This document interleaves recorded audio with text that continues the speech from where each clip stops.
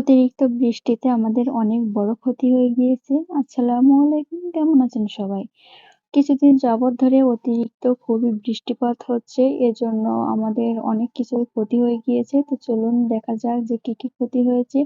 ১ম এ আমাদের সবজি বাগানটা দেখাবো। আর এখানে যাওয়ার জন্য এরকম পাট ক্ষেতের পাশ দিয়েই যাওয়া লাগে। আর অতিরিক্ত কাদা যেহেতু তাই খালি পেয়েই যাওয়া লাগছিল। আমরা এখানে আসছিলাম কিছু সবজি নেওয়ার জন্য।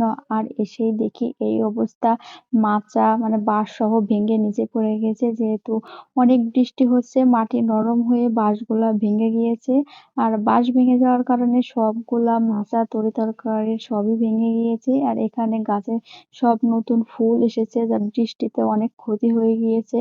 বরবটি, ধুন্দুল, করলা সবই এখানে নষ্ট হয়ে গিয়েছে। তো নিজেরাই উঠে দেওয়ার চেষ্টা করছিলাম যতটুকুই থাকে আলহামদুলিল্লাহ। কারণ এখানে অনেক সবজিই হয় যা নিজেদের খাওয়াই চলে, আর এটুকু হলেই যথেষ্ট।